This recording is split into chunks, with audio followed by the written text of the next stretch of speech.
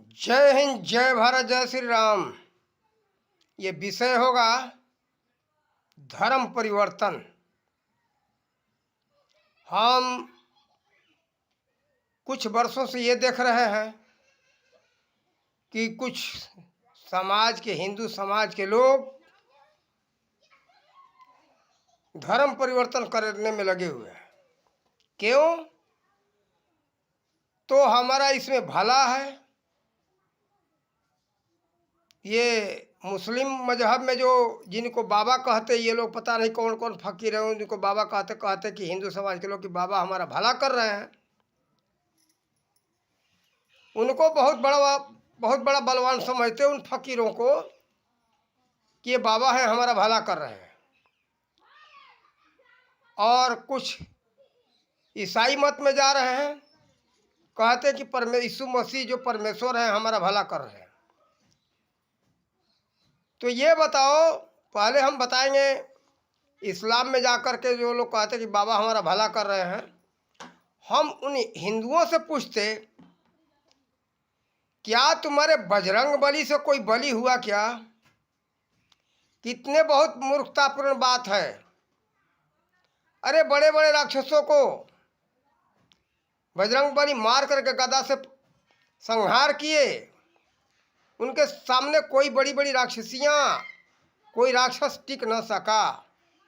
उस बजरंग बली को छोड़ करके तुम साधारण किसी के बहकाव में आकर के कोई फकीरों को अपना बाबा मान रहे हो। अरे पांचों पीर हैं तो फलाने हैं, धमाके हैं। तुम्हारी कितना बड़ी मूर्खता है। अरे हमारे हिंदू समाज के अंदर मर्यादा पुरुषोत्तम श्री राम हुए। आज किसी के नाम के पहले मर्यादा पुरुषोत्तम नहीं लगा, चाहे हजरत मोहम्मद साहब हो, चाहे यीशु मसीह हो या नानक देव जी हो। ऐसे ये संत तो थे, बहुत बड़े बड़े संत थे। इनका सिद्धांत ऊंच कोट का है, कोई गलत नहीं है। लेकिन जब हमारे महापुरुष हैं तो हम दूसरे महापुरुषों को क्यों माने? देखो ये महापुरुष सब हमारे, इसमें कोई बात नहीं। लेकिन आज ये महापुरुष को ऊंचाई बताने वाले इस्लाम वाले हों चाहे ईसाई मत वाले हों, इसके पीछे राजनीतिक चाल है, षड्यंत्र है। देश में विभाजन कराने का, फूट डालने का, देश को गुलाम बनाने का। ए हमारे मूर्ख हिंदुओं, क्यों तुम्हारे मत भरम हुई है, मति मारी गई है? अरे चाल तो सोचो। और ये तुमको लोभ लालच देते निरोग हो जाओगे, बलवान हो जाओगे, तेजस्वान हो जाओगे।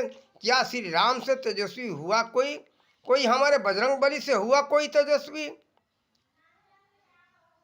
और जोगी राज श्री कृष्ण भगवान, इससे कोई बहुत बड़ा जोगी हुआ क्या, जिनको कहा गया जोगी राज? अरे जरा सोचो तो, तुम क्यों इतना पागलपन तुम लोग को सवार हो गया है? क्यों देश को गुलाम करा रहे हो? और इसमें क्या हम सुन रहे चाल कि कुछ पैसे का लालच में मूर्ख अपने देश को गुलाम कराने के पीछे पड़े हुए हैं। अरे मूर्ख, देश को गुलाम जिस दिन करा दोगे उस दिन गुलामी के जंजीर में रहोगे, स्वतंत्र नहीं रह सकते हो। आज तुमको स्वतंत्रता की जो आज़ादी मिल गई है, आज़ादी को गुलामी में मत बदलो। उस समय तुम्हारे ऊपर, पीठ के ऊपर कोड़े पड़ेंगे, गोलियां बरसेगी तुम्हारे ऊपर, तब तुम्हें पता चलेगा। तुम लोग इस चाल को समझते नहीं हो। जब इस्लामिक राज्य था भारत में, उस समय का इतिहास तो उठा करके देखो कैसे मुगल यहाँ शासक कितने अत्याचार करते थे। और यही ईसाई हैं जो अंग्रेज कहे जाते, ये वही ईसाई हैं, वही यीशु मसीह को मानने वाले हैं। लेकिन क्या यीशु मसीह का सिद्धांत का पालन किए? मैं साबित कर रहा हूँ कि यीशु मसीह के सिद्धांत के खिलाफ ये सब चले। और यीशु मसीह का सिद्धांत तो बहुत अच्छा था, लेकिन आज तुम लोग जो यीशु मसीह के पीछे पड़े हो, यीशु मसीह के पीछे पड़ो गलत नहीं है, लेकिन प्रचारक उसका कौन है उसको देखो। देखो एक बात ध्यान देना, उसमें छूट है कि किसी भी जीव का हत्या करके खा जाओ। यीशु मसीह का वचन है, वो कहते हैं कि हम सब परमपिता परमात्मा के संतान हैं, सत्य और अहिंसा के मार्ग पर चलें, आपस में प्रेम के साथ जिए। जरा विचार तो करो, ये जीव का सभी जीवों को मार करके खाने वाले, हत्या करने वाले, क्या हिंसा अहिंसा का पालन कर रहे हो? जो बुद्धदेव जी का सिद्धांत था, जो हमारे श्री राम जी का सिद्धांत था, वो यीशु मसीह का भी सिद्धांत था। लेकिन आज देखो, इन्हीं ईसाई कहे जाने वाले में सभी जीवों को मार के खा जाओ।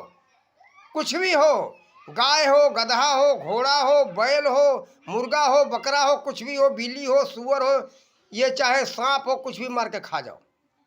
क्या यही अहिंसा है? जब यीशु मसीह कहते हैं कि हम सब परमात्मा के संतान हैं, सत्य और अहिंसा के मार्ग पर चले, क्या यही सत्यता है? तुम ये सब क्यों विचार नहीं करते हो? और इसके पीछे चाल क्या है? सब ईसाई के नाम पर, यीशु मसीह के नाम पर अंग्रेजों का शासन दोबारा स्थापित करना तुम लोगों की मति मारी गई है। वही अंग्रेज बात बात पर गोली मारते थे। अंग्रेज इतने अच्छे भोले भाले नहीं थे।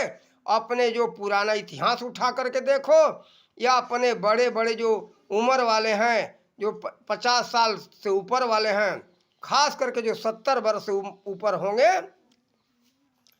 80 वर्ष से ऊपर होंगे, खास करके उनसे पूछो। 1947 के पहले जिनका होश हो चुका था, कुछ समझने योग्य हो गए थे, उनसे पूछो।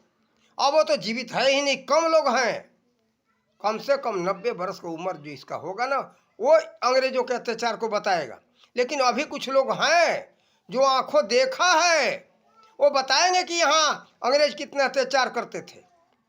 वही अत्याचार अगर चाहते हो तो ईसाई मत को स्वीकार करो। इसके पीछे बहुत बड़ा षड्यंत्र है, इस षड्यंत्र से बचो।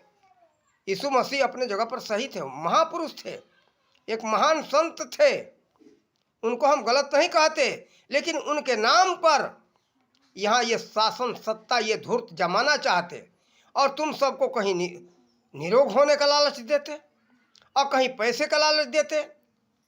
बिक रहे हो, तुम अपने को बिक रहे हो। अरे तुम सब अपने को बेच रहे हो 2-2 पैसे में, शर्म तो करो।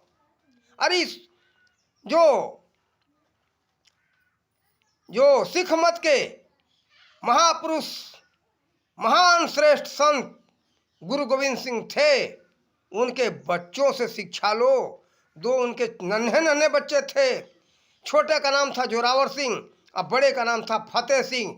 छोटे का नाम उम्र था 7 बरस, और जो बड़ा था वो बड़ा जवान नहीं था, वो बुढ़ा नहीं था, उसका उम्र था 9 बरस। वो लोग इस्लाम को लात मार दिए। औरंगजेब के बड़े बड़े जमींदार लालच देते रहे कि तुमको सारा सुख सुविधा देंगे, राजशाही के ठाट के साथ जीवन जियो। लेकिन वो बच्चे, कोई सिखाने वाला नहीं था, वहाँ कोई नहीं था। लेकिन इस्लाम को लात मारे, कहे कि नहीं तेरा इस्लाम हमें स्वीकार नहीं है, तो वो लोग तलवार से काटने का धमकी दिए, नहीं स्वीकार किए। फिर वो लोग धमकी दिए कि तुम्हारे चारों ओर दीवार उठा करके उसी के अंदर बंद करके मार दूंगा। कहे दोनों बच्चे कि कोई बात नहीं, हम मर जाएंगे, लेकिन तुम्हारा इस्लाम हमें स्वीकार नहीं है। अरे शर्म करो मूर्खों। थोड़े थोड़े लालच में जो राजशाही ठाट के साथ जीवन जीना था, उसको जो है गुरु गोविंद सिंह के बच्चे लात मारे। और ये जो है अपने वंशज को नहीं समझते, अपने पूर्वज के गौरव को नहीं समझते, वो लोग इन बातों को कर रहे हैं, इसलिए अपने दूसरे मत में धर्म परिवर्तन कर रहे हैं। वो बच्चे कहे कि हमें दूसरे मत में चले जाएंगे, तेरा इस्लाम स्वीकार कर लेंगे तो हमारे पूर्वजों का गौरव समाप्त हो जाएगा, तेरा इस्लाम हमें स्वीकार नहीं है। हमें अपने पूर्वजों का गौरव देखना है, उनको हमें बचाना है, गौरव को। उनके आदर्श है, उनके आदर्श पर हमें खुद गौरव है, उस आदर्श परिवार के हम संतान हैं।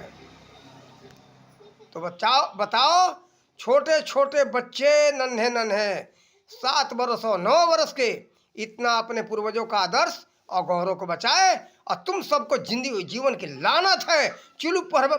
चिल्लू भर पानी में डूब के मर जाओ। इतने बड़े बड़े और बूढ़े जवान होकर के थोड़े थोड़े लोभ लालच में तुम लोग बहक जा रहे हो। कोई पैसे के लालच में बहक रहा है, तो कोई जो है निरोग होने के नाम पर क्या ईसाई मत में चले जाते हो। तो दवा नहीं लेना पड़ता है क्या? डॉक्टर के पास, वैद्य के पास नहीं जाना पड़ता है? सब लोग जाते हो, फिर भी दूसरे को भरम में डाल करके कहते कि इसमें आ जाओ, कोई डॉक्टर की जरूरत नहीं। ऐसे ऐसे देश में दलाल हम कई को देखते। रामपाल जो है उनका भी यही धंधा है, हमारे यहाँ आ जाओ, कोई डॉक्टर और वैद्य का जरूरत नहीं। पहले हमने यही देखा सतपाल जी महाराज का, और किसी का तो हम नहीं जानते। सतपाल जी महाराज के दरबार में ही होता है, कारण कि मैं उस दरबार का शिष्य हूँ। लेकिन मैं अपने बाप का भी नहीं हूँ, मैं सत्य के साथ हूँ, अपने बाप के साथ भी नहीं हूँ। हमारे गुरु है तो क्या नाजायज करोगे तो भी कहेंगे। ऐसे लालच देते करके आ जाओ, आ जाओगे तो तुम्हें कहीं भूत प्रेत नहीं पकड़ेगा, भूत प्रेत बाधा से छुट्टी मिल जाएगा। वही लालच दिया जा रहा है ईसाई मत में, और वही लालच दिया जा रहा है रामपाल जी के मत में। ये क्या है?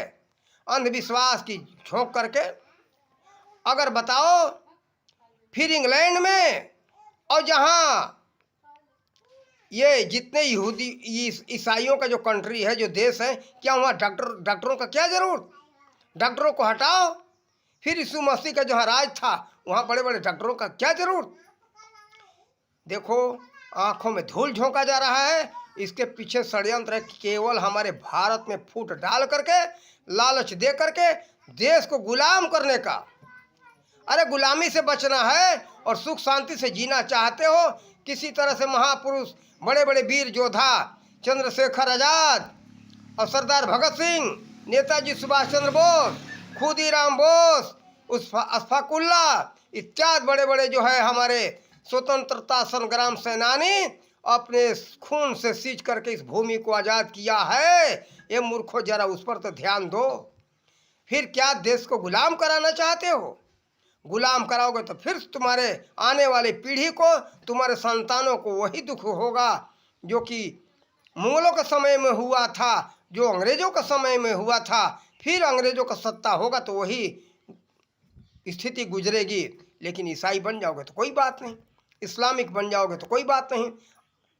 अरे तुम लोग नालायक हो, अपने गौरव को खो करके किसी का गुलामी स्वीकार कर रहे हो। कायर हो, बिल्कुल नालायक हो, कायर हो। अगर कायर नहीं हो, अगर राम के संतान हो, कृष्ण के संतान हो, यहाँ के ऋषि महर्षियों के संतान हो, तो आज से और अभी से इस गुलामी के बात को छोड़ो।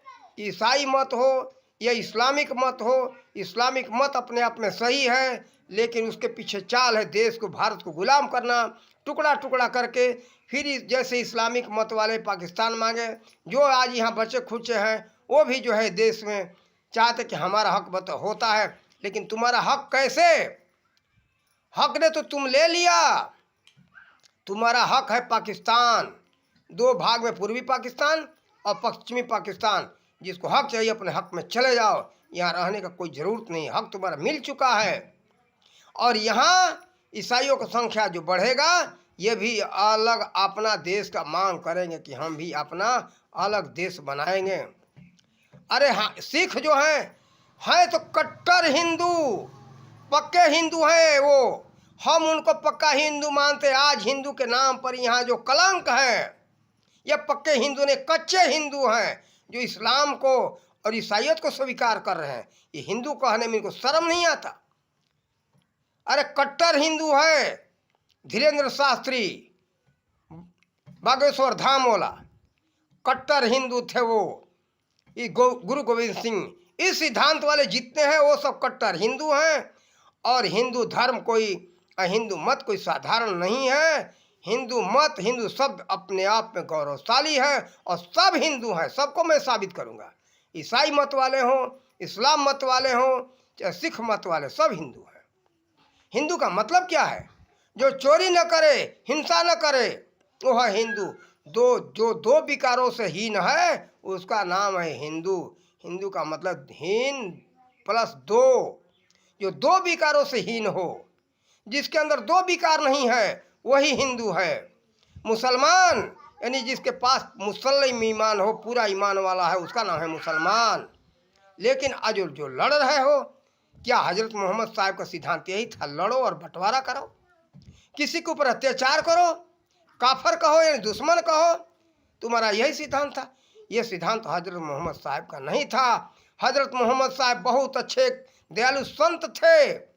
उनके इतिहास को देखो, क्या तुम लोग सोच रहे हो कोई साधारण था इस्लाम मत का जो स्थापना करने वाले हजरत मोहम्मद साहब? उनके विचारों से मैं बहुत प्रसन्न हूँ, यीशु मसीह के विचारों से मैं प्रसन्न हूँ। लेकिन आज इस्लाम के नाम पर यहाँ जो है हम सबको भरम में डालकर गुलाम करने का षड्यंत्र है। क्या इस्लाम मत वाले का वो वास्तविकता है? जो गाय मार के खा जाए वो इस्लाम वाला नहीं है। और जो कोई भी हिंदू कहता हो, हिंसा करे किसी भी प्राणी का, वो न हिंदू है, न सिख है, न ईसाई है, न मुसलमान है। हिंदुओं को भी मैं कहता हूँ जो कहते कि मुर्गा बकरा मेरा और सुअर खाना तुम राक्षस हो। ये सब के सब राक्षस हैं। अगर कट्टर हिंदू कहलाना है तो सनातनी बनना है तो सनातन के सिद्धांत पर आ जाओ और किसी दूसरे मजहब में मत जाओ, अब नहीं तो देश गुलाम होगा। तुम सबके ऊपर गोलियां बरसेगी, कोड़े बरसेंगे। अगर इस सब से बचना चाहते हो तो ये सब वास्तविकता को जानो, अपना भला करो, देश का कल्याण करो। देश आज़ाद हुआ है किसी तरह से बड़े दुख के साथ। हमारे नौजवान जो वीर शहीद थे उनके खून से सींचा हुआ ये धरती है और सींच करके देश को आज़ादी दिलाए हैं। शर्म है अपने वीर सपूतों को। हमारे भारत माँ के संतान जो थे वो देश के लिए शहीद हो गए। अगर अपना पूर्वज मानते हो तो वो पूर्वज जो है कि आज़ादी दिलाए हैं। पूर्वजों को दिलाई हुई आज़ादी को गुलामी मत बदलो। हम यही सबसे हाथ जोड़ करके हम सबसे निवेदन करते अपने भारतवासियों से कि किसी दूसरे मजहब में मत आओ, धर्म परिवर्तन मत करो। धर्म परिवर्तन कराने के पीछे बहुत बड़ा रहस्य छिपा हुआ है। विदेश से पैसा आता है सब धर्म परिवर्तन करा करके देश को गुलाम करने के लिए। इसके पीछे चाल ये है वहाँ के सरकारों का, ईसाई मत वालों का, इस्लाम मत वालों का। इसको समझो, जानो, अपने भला करो, कल्याण करो अपने आने वाली पीढ़ी का। हम यही कहेंगे सबसे निवेदन करके।